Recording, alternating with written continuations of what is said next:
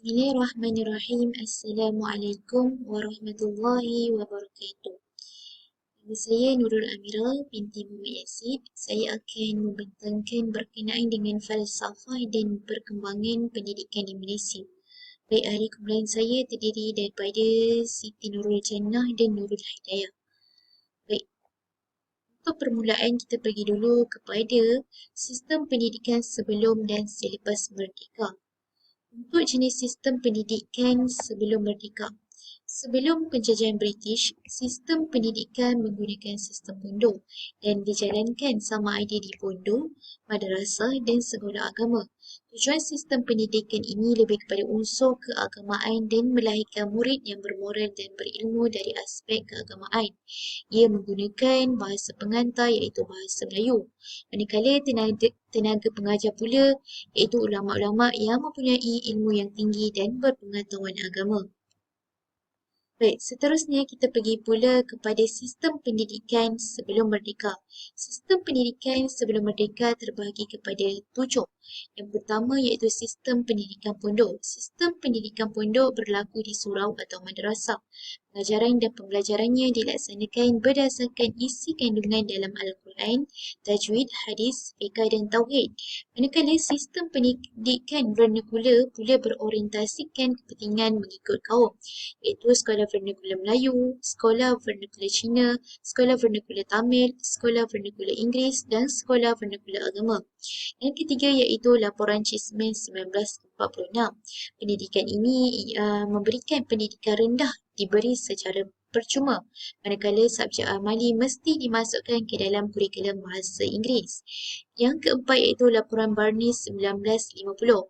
Matlamat pendidikan ini perlu membentuk satu identiti bangsa berdasarkan kaum dan pembinaan sekolah vokasional yang moden. Seterusnya, yang kelima kita pergi pula kepada laporan Fan Wu pada 1951. Laporan Fan Wu 1951 menggunakan bahasa Melayu sebagai bahasa pengantar dan sekolah yang menggunakan bahasa Inggeris. Manakala ordinat pelajaran pada 1952, penggunaan bahasa Melayu dan bahasa Inggeris dilaksanakan secara berperingkat dan ia menghadkan bilangan murid untuk masuk ke sekolah. Dan yang terakhir iaitu Penyata Razak 1956. Penyata Razak 1956 menjadikan bahasa Melayu sebagai bahasa kebangsaan dan memenuhi keperluan negara yang merdeka dan mengembangkan sistem pendidikan. Baik, seterusnya kita pergi pula kepada jenis sistem pendidikan selepas merdeka. Selepas penjajahan British, sistem pendidikan menggunakan sistem pendidikan sama rata yang dijalankan di sekolah kebangsaan dan sekolah jenis kebangsaan. Tujuan sistem pendidikan ini memberi peluang pendidikan kepada semua rakyat dan menggalakkan perpaduan kaum dan melahirkan rakyat yang berintelektual. Ia juga menggunakan bahasa pengantar iaitu bahasa Melayu dan bahasa pengantar di sekolah rendah jenis kebangsaan pula menggunakan bahasa ibunda masing-masing. Manakala tenaga pengajarnya terdiri daripada guru-guru yang telah menerima latihan khusus. Seterusnya, sistem pendidikan selepas merdeka terbahagi kepada 4 iaitu laporan Rahmat Talib 1960, Akta Pendidikan 1961, laporan Aminuddin Baki 1964 dan laporan Jawatan Kuasa Kabinet 1979. Baik, laporan Rahmat Talib 1960 memberikan penekanan kepada pendidikan moral dan keagamaan. Pengajaran dan pembelajarannya dilaksanakan berdasarkan isi kandungan dalam Al-Quran, tajwid, hadis, fiqh dan tauhid. Manakala Akta Pendidikan 1961 menegaskan kepada pendidikan asas membaca, menulis dan mengira iaitu 3M. Dia juga memberi penegasan kurikulum mengikut acuan Malaysia. Manakala laporan Aminuddin Baki 1964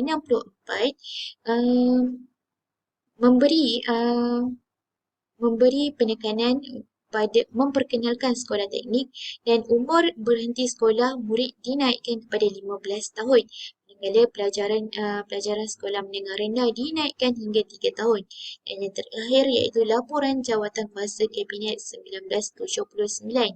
Ia membuatkan Ia membuat ketetapan secara spesifik penentuan acuan warga negara Malaysia dan Laporan Jawatankuasa Kabinet 1979 juga mengkaji semula matlamat dan keberkesanan sistem pendidikan yang diamalkan ketika itu. Itu sahaja daripada saya. Terima kasih. Okay, Bismillahirrahmanirrahim. Nama saya Siti Nurul Jannah binti Nisa Elias Norman. Saya akan teruskan pembentangan kita kepada Hala 7 Pendidikan Malaysia berlandaskan falsafah pendidikan kebangsaan. Okay, maksudnya di sini bagaimana falsafah pendidikan kebangsaan dapat memandu ke arah mencapai Hala 7 Pendidikan yang ada di Malaysia. Okey.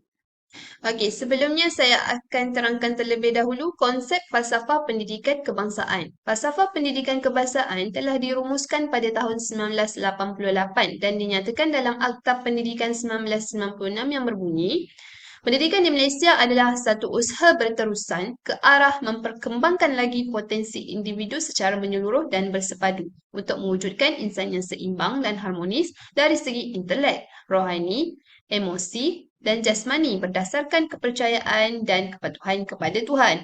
Usaha ini adalah bertujuan melahirkan rakyat Malaysia yang berilmu pengetahuan, berketerampilan, berakhlak mulia, bertanggungjawab, dan berkeupayaan mencapai kesejahteraan diri serta memberi sumbangan terhadap keharmonian dan kemakmuran masyarakat negara. Okay, seperti mana kita maklum, falsafah pendidikan kebangsaan mempunyai 4 elemen. Yang pertama jasmani, yang kedua emosi, yang ketiga rohani, dan yang keempat intelektual. Jadi, apa-apa sahaja sistem pendidikan yang dirancang, apa-apa sahaja yang ingin dilaksanakan, haruslah berlandaskan kepada falsafah pendidikan kebangsaan. Oleh yang demikian, dalam menentukan sistem pendidikan di Malaysia, KPM telah menetapkan satu misi pendidikan Malaysia yang mana ianya menjadi satu titik fokus lah untuk dicapai. Apa-apa yang ingin dilaksanakan, ia berpandukan kepada misi yang telah ditetapkan oleh KPM, iaitu membangunkan sistem pendidikan yang berkualiti bertaraf dunia bagi memperkembangkan potensi individu sepenuhnya dan memenuhi aspirasi negara Malaysia. Jadi misi pendidikan ini menjadi orang kata target yang diletakkan sebelum melaksanakan sistem-sistem pendidikan yang dirancang. Okey, kita pergi kepada hala 7 sistem pendidikan Malaysia. Di sini saya nyatakan 5 hala 7 sistem pendidikan Malaysia yang mana ianya berlandaskan kepada falsafah pendidikan kebangsaan lah. Okey, yang pertama, menggalakkan dan memaksimumkan kreativiti dan inovasi di kalangan generasi muda bermula dari sekolah rendah. Yang kedua, melahirkan generasi yang menguasai kemahiran asas 3M iaitu membaca, mengira dan menulis. Sebenarnya dua poin di atas ini saling berkait di antara satu sama lainnya, iaitu ianya melibatkan elemen intelektual di bawah falsafah pendidikan kebangsaan. Sebab apa? Apabila kita tengok murid di sekolah, macam saya sekolah rendah, tidak semua menguasai kemahiran 3M. Ada yang tak boleh membaca, ada yang boleh membaca tapi tidak boleh mengira, ada yang tidak boleh menulis, kan? Jadi, apabila kita tengok murid tu lemah dalam akademik, tidak semestinya dia lemah dalam kemahiran. Kadang-kadang murid ni dia ada kemahiran atau bakat dia tersendiri yang kita tak nampak. Kita tak nampak secara langsung. Jadi kita sebagai seorang guru harus kreatif dalam menilai murid. Supaya kalau murid tu ada kemahiran atau bakat, kita dapat tonjolkan. Sebab kadang-kadang murid ni dia nampak senyap. Jadi kita tak tahu apa potensi dia. Kita tak tahu apa bakat yang dia ada. Jadi dengan adanya kreativiti dalam diri seorang guru, sebenarnya kreativiti ni bukan fokus kepada murid je lah, dia fokus kepada guru juga. Jadi apabila guru tu kreatif, dia dapat membantu murid-murid dia yang ada potensi ni untuk memperkembangkan lagi lah kan. Okey, poin yang ketiga, membentuk generasi yang dapat membentuk keharmonian dan kemakmuran masyarakat juga negara. Okay, seperti mana kita tahu, rakyat Malaysia amat ditekankan untuk bersatu padu di antara satu sama lain. Kena ada kesepaduan walaupun kita berlainan bangsa. Jadinya, bagaimana cara kita untuk memupuk kesepaduan dalam masyarakat? Itulah, kita nak bentuk generasi yang boleh bersatu padu dalam masyarakat. Bagaimana? Jadi kita kena terapkan nilai-nilai murni semasa proses pengajaran dan pembelajaran. Apa antara nilai murninya? Yang pertama, mungkinlah kita boleh terapkan dengan cara hormat menghormati di antara satu sama lain kan. Dia boleh bertolak ansur, dia boleh bertimbang rasa. Jadi apabila kita terapkan nilai-nilai murni tu dalam sistem pendidikan kita, nanti akhirnya generasi yang akan terlahir juga dapat melahirkan ni lah keharmonian dan kemakmuran kepada masyarakat. Okay. Okay. Poin seterusnya, melahirkan generasi yang progresif, mahir serta cekap supaya berupaya melaksanakan tugas secara produktif. Okay. Dalam erti kata lainnya di sini, dapat melahirkan generasi yang berketerampilan lah. Okay. Berketerampilan maksudnya dia cekap. Apa sahaja masalah yang datang ataupun apa sahaja cabaran yang datang dia dapat selesaikan dengan baik. Itulah yang kita kata dia dapat melaksanakan tugas yang produktif tu tadi. Maksudnya diri dia tu penuh semangat penuh orang kata dia bersedia lah. Dia bersedia, tak kisahlah angin ribut datang sebagaimanapun dia dapat harungi dengan baik. Kita nak lahirkan generasi yang seperti itu. Okey, poin yang terakhir, melahirkan generasi yang berkeupayaan mencapai kesejahteraan diri. Okey, yang ini untuk mencapai kesejahteraan ini dia harus merangkumi 4 tu lah. Jasmani, emosi, rohani, intelektual. Keempat-empatnya harus ada dalam diri dia supaya apabila dia keluar nanti, apabila dia habis belajar sekolah menengah, sekolah rendah tadi, uh, terlahirlah dia, kesejahteraan tu bukan dalam diri dia je, tapi dia boleh sebarkan kepada masyarakat dan negara. Jadi itulah antara hala tuju sistem pendidikan Malaysia yang mana kita berlandaskan pada falsafah pendidikan kebangsaan. Kita nak capai bila generasi kita lahir tu nanti dia dia seimbang, orang kata secara senangnya dia seimbang daripada kemahiran dari sudut akademik, daripada sasiah diri. Itulah yang kita nak capai dalam generasi yang akan datang. Okey, itu sahaja daripada saya. Sahabat saya akan sambung tajuk yang seterusnya. Baik, bismillahirrahmanirrahim. Saya Nurul Hidayah binti Zainal. Saya akan membentangkan seterusnya definisi revolusi industri 4.0. Baik, seperti yang kita sedia maklum, sekarang ni kita dah beralih kepada IR 4.0. Sebelum ni ada IR 1, 2, 3 dan sekarang ialah 4.0. Okey, jadi IR 4.0 sekarang ni ialah satu yang revolusi digital.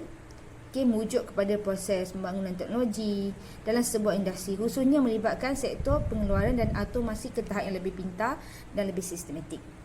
Jadi, proses peralihan industri juga adalah dikenali sebagai smart factory, di mana setiap sistem yang diimplementasikan adalah lebih fleksibel dan sistematik serta dapat sesuaikan diri dengan situasi baru yang lebih mencabar. Baiklah, slide yang seterusnya. Jadi menurut pengasas Forum Ekonomi Dunia, Schwab, ia mengatakan bahawa IR 4.0 ni jelas ditandakan dengan kemunculan adanya superkomputer, ada robot pintar, ada kita bawa kenderaan tanpa pemandu, kenderaan tu boleh berkemudi sendirilah. Genetik dan perkembangan neuroteknologi yang memungkinkan manusia untuk lebih optimalkan fungsi otak. Jadi maksud di sini kita kuranglah guna tenaga kerja kita, jadi banyak robot-robot, banyak gunakan teknologi dan banyak guna robotik untuk memudahkan urusan harian kita. Jadi dalam erti kata lain, hidup manusia akan dipermudahkan dengan bantuan robot yang bakal jadi kawan kita, yang akan uruskan semua hal ehwal dan tugasan harian kita. Baik, jadi dengan menggunakan akronim IR 4.0 ni, jadi segala urusan kita manusia akan kita kongsi bersama robot yang diciptakan khusus untuk optimumkan keperluan dan keselesaan manusia. Walaupun teknologi masih lagi dalam peringkat pengujian di peringkat global, tapi banyak aplikasi yang digunakan telah pun kita nikmati. Contohnya sekarang kita dah ada Waze, kita ada Google Maps. Jadi perjalanan kita, teknologi ni dia dah menyediakan kita bantuan untuk kita memandu, dan kita dah dapat maklumat laluan kita, perjalanan kita. Jadi Waze, Google Maps semua ni adalah antara bibit-bibit awal lah untuk bermulanya ataupun pengenalan kepada IR 4.0 ni. ataupun yang kita panggil Internet of Things lah. Okey, jadi perkembangan revolusi IR 4.0 ni akan berkesan secara langsung lah pada kita sebab kepada pelbagai bidang, termasuklah bidang pendidikan kita. Kerana ia jadi asas kepada penyediaan tenaga kerja untuk masa hadapan. Baiklah, seterusnya slide seterusnya, cabaran IR 4.0 dalam pendidikan. Okey, yang pertama, tahap kebergantungan terhadap media amat tinggi. Okey, kalau kat sini kita dapat tengok macam dekat perpustakaan.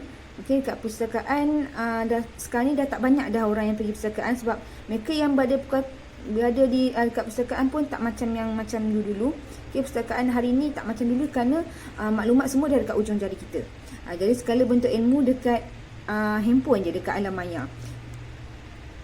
Jadi para pelajar hanya mengakses jurnal-jurnal tanpa perlu nak susah payah lah nak cari kat perpustakaan ke berjam-jam. Tapi walau bagaimanapun para pelajar sebenarnya nampak sangat bergantung kepada media sebab mereka hanya gunakan sumber yang ada dekat dalam handphone tu saja. Ya, jadi para pelajar kebanyakannya tak banyak yang baca ataupun cari jurnal dekat perpustakaan secara manual. Dia banyak gunakan semuanya dekat hujung jari saja, dekat handphone, dekat tab. Okey, semuanya hanya digital. Jadi melalui kebergantungan yang tinggi ini sekaligus akan mencipta sifat malas dalam diri pelajar. Jadi secara tak langsung pelajar akan jadi malas, akan nanggung-nanggungkan kerja mereka kerana mereka berpendapat semua bahan boleh cari di hujung jari. Semua boleh cari dekat dalam internet je. Baik, cabaran yang kedua, berlakunya plagiat. Okey, kalau kita boleh tengok kat sini, maksudnya plagiat ni dia copy paste. Dia ambil terus je apa yang ada dalam internet. Jadi kebanyakannya mereka pelajar-pelajar ni dia mengakses sumber ilmiah semuanya melalui internet. Jadi mereka cenderung untuk melakukan plagiat berdasarkan hasil kerja orang lain. Okey. Kerana saya pasti ada pelajar yang suka, mana pelajar yang buat kerja last minute. Jadi dia tak dapat nak buat secara sendiri. Jadi mereka ambil daripada internet. Mereka copy paste je macam tu. Jadi cara macam tu sangat mudah dan singkat. Jadi berlakulah amalan plagiat tu. Okey, seterusnya poin yang ketiga, faktor kewangan memberikan kekangan kepada para pendidik untuk melakukan sesi pembelajaran. Contohnya teknologi macam AR. Okey, teknologi AR dia gunakan satu teknologi yang baiklah untuk digunakan dalam bidang dalam pelajaran. Tapi dia sebenarnya kalau kita tengok dia sangat susah nak laksanakan sebab kosnya sangat tinggi untuk teknologi AR tu. Jadi sangat mahal. Apatah lagi untuk sekolah-sekolah yang berada dekat luar bandar. Jadi teknologi lain macam LCD ke kan, LCD yang kecil ataupun dah mahal. Okey, jadi harga untuk LCD tu pun dah lebih kurang dah dalam berapa ribu kan, contoh RM2,000. Jadi kosnya sangat tinggilah. Bahkan untuk pelajar-pelajar IPT dengan IPTS pun pakai juga LCD, tapi pakai LCD lama lah kan, sebab LCD ni bukan satu teknologi yang murah lah.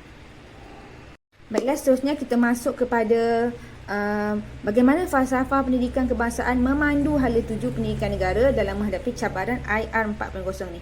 Okey, jadi saya ada 1, 2, 3, 4, 5, 6, 7, 8. Ada 8 poin di sini. Yang pertama, pembelajaran bergantung kepada masa dan tempat yang berbeza. Jadi di sini pelajar dapat banyak peluang nak belajar jarak jauh. Okey, belajar secara sendiri, tapi belajar jarak jauh kita gunakan e-pembelajaran. Okey, jadi e-pembelajaran ni melalui atas talian lah.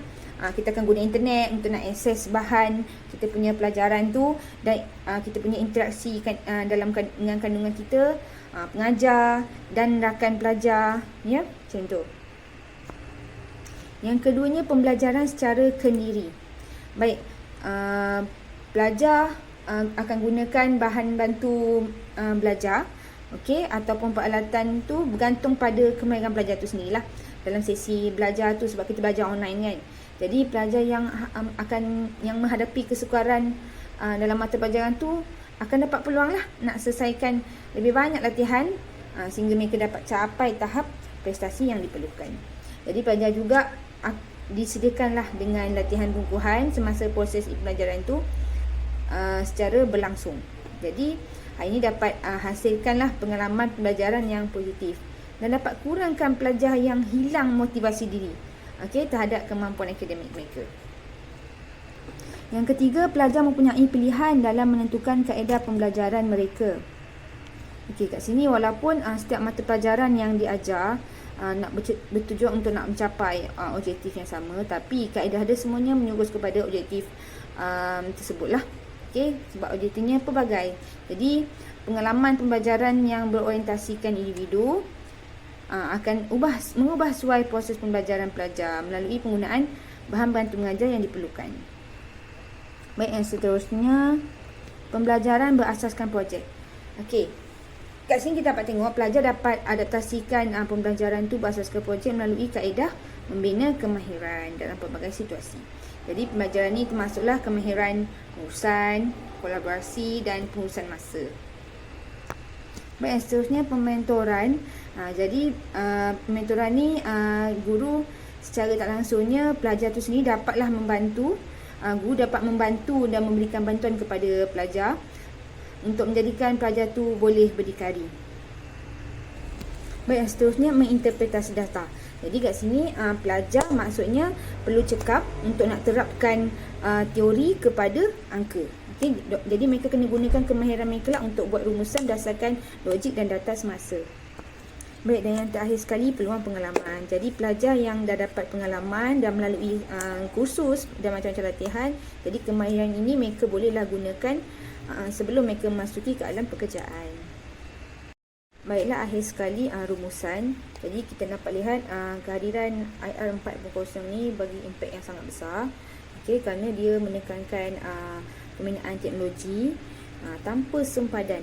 Jadi dia memberikan kesan yang sangat besar terhadap kita punya aspek kehidupan, daripada start penghasilan wap sampailah penghasilan komputer dan internet. Jadi taraf hidup masyarakat bertambah baiklah.